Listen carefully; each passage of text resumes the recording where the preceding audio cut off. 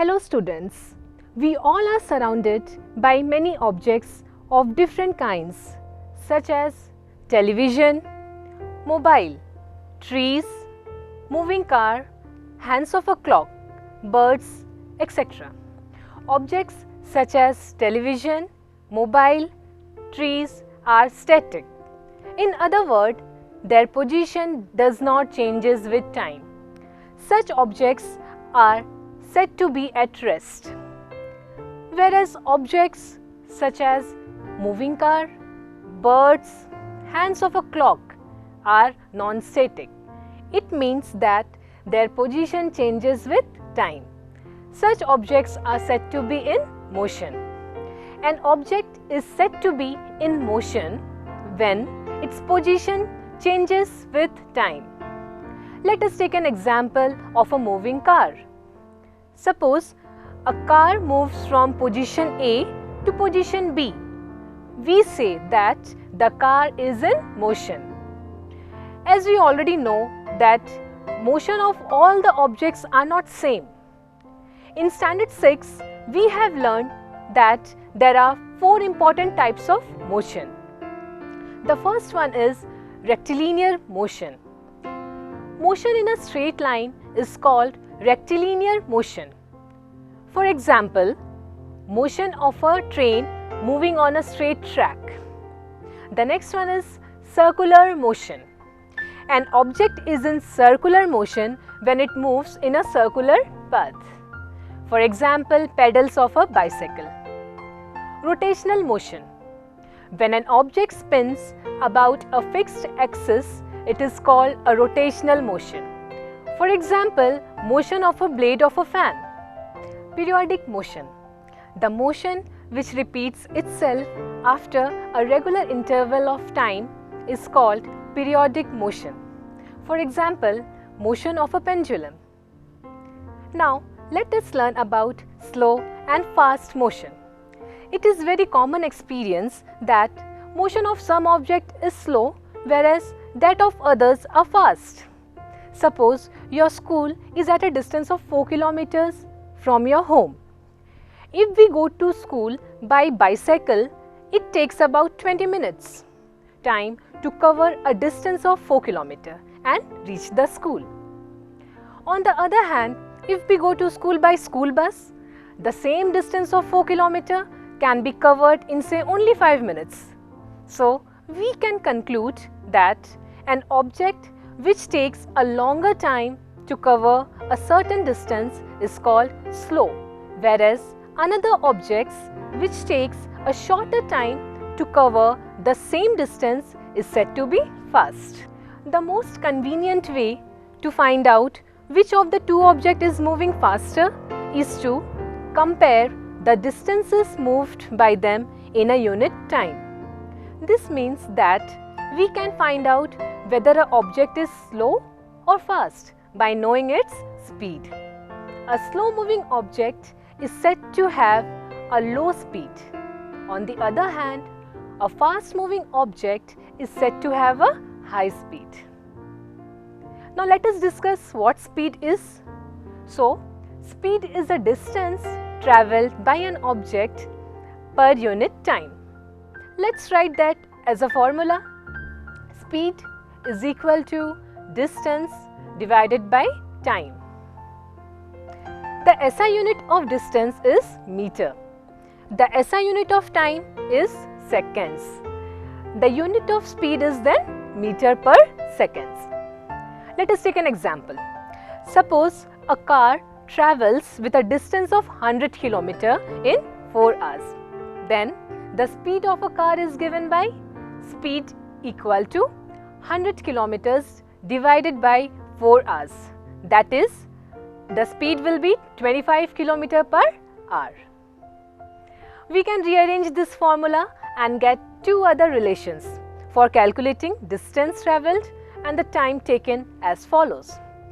One relation obtained by rearranging the speed, the formula is distance travelled is equal to speed into time taken. Once we know the speed of a moving object, we can find the distance travelled by it in a given time by using this relation. Another relation obtained by rearranging the speed formula is time taken is equal to distance travelled divided by speed. In order to calculate the time taken, we have to divide distance travelled by speed.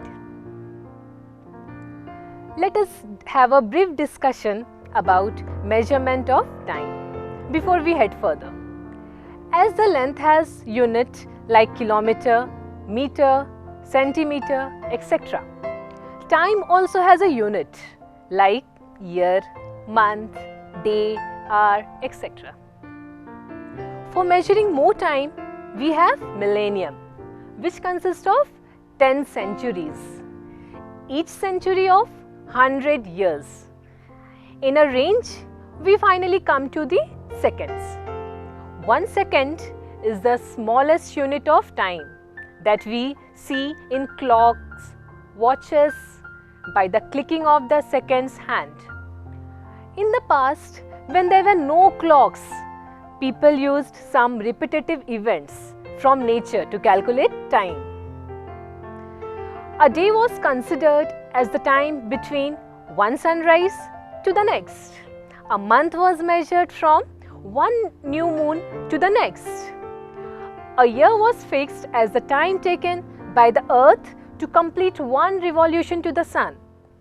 For shorter time interval, few instruments were designed like the water clocks, the hourglass, candle clocks and sundials.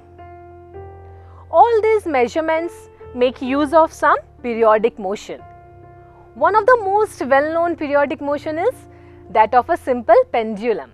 In 1583, Galileo discovered that the time taken for a single oscillation of a pendulum of a given length is always constant.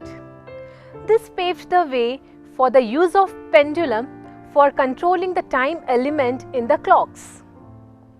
So, what is a pendulum? A simple pendulum consists of a small metallic ball or a piece of stone suspended from a rigid stand by a thread. The metallic ball is called the bob of a pendulum. When the bob of a pendulum is released, after taking a slide to one side, it begins to move to and fro. The to and fro motion of a simple pendulum is an example of a periodic or an oscillatory motion.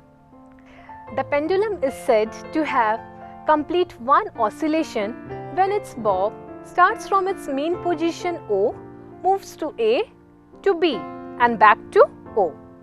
The pendulum also completes one oscillation when its bob moves from one extreme position A to the extreme position B and comes back to A. The time taken by the pendulum to complete one oscillation is called its time period. Now, let us learn to measure speed with the help of a simple exercise. Draw a line. Ask a friend of yours to stand on the line. Allow him to run till he wants to stop. Note the time taken from the moment he started to the moment when he stopped. Measure the distance covered by your friend. Now, divide the distance covered by the time taken to cover the distance. What you have calculated is the running speed of your friend. There are certain devices that are used for measuring speed. These devices are usually seen in vehicles such as motorcycle, bikes, cars, etc. The circular dial, which looks somewhat like a clock with needles and numbers, is called the speedometer. When the car is in motion, one needle points at a particular number in a speedometer. The number is the speed of the car in kilometer per hour. There is also a rectangular box within a speedometer that has digits written on it. When the car is in motion, these digits undergoes a change, rather increase. This rectangular box is known as the odometer. Its reading shows the distance covered by the vehicle. Let us summarize what we have learned. An object is said to be in motion when its position changes with time. The object which covers larger distance in a fixed time interval moves faster than other. The distance covered by an object per unit time is called the speed of the object. Speed is measured in km per hour or meter per second. Speedometer measures the speed of a vehicle and odometer measures the distance covered by it. Periodic events are used for the measurement of time. Periodic motion of a pendulum has been used to make clocks and watches. Dear students, in the next class, we will learn about uniform and non-uniform motion and distance time graph. Thank you.